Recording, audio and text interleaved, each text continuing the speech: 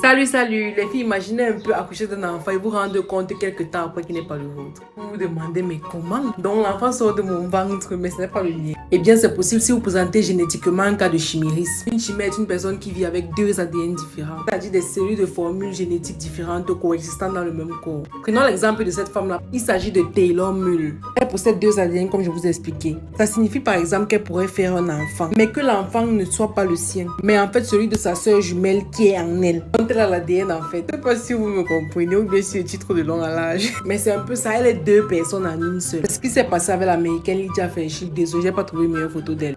La go était sur le point de divorcer de son gars alors qu'elle attendait un troisième enfant. Le gars a dit que tu es sûr que l'enfant même que tu as dans le ventre là est le mien. Pourquoi on me fait payer une pension alimentaire ici pour rien?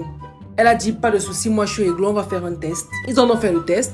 Le père était effectivement celui du bébé, mais elle n'était pas la mère de l'enfant. Stupéfaction, c'était bizarre, inexplicable. Ils ont même eu un témoin le jour de son accouchement. Et après l'accouchement, les tests ont été faits à nouveau sur le bébé et il n'était toujours pas son enfant. Et bon, après vous imaginez qu'ils ont découvert qu'elle était une chimère, ce que j'ai expliqué avant. Donc pendant la grossesse de la mère de Lydia, deux embryons jumeaux distincts ont fusionné et ça a donné naissance à Lydia.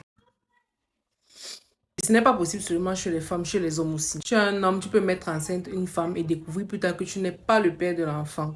Mais ton jumeau qui est en toi, si. Donc ne vous affolez pas trop vite. Cependant, c'est un phénomène très rare. Il n'y a eu que moins de 100 cas. Voilà, c'est fini pour cette vidéo. J'espère t'avoir appris quelque chose de nouveau. N'oublie pas de t'abonner, de liker la vidéo si elle t'a plu, de mettre en commentaire ce que tu penses de tout ce phénomène, de la mettre en favori, de la partager pour informer plus de personnes par rapport au sujet. Et on se dit à bientôt pour une nouvelle vidéo.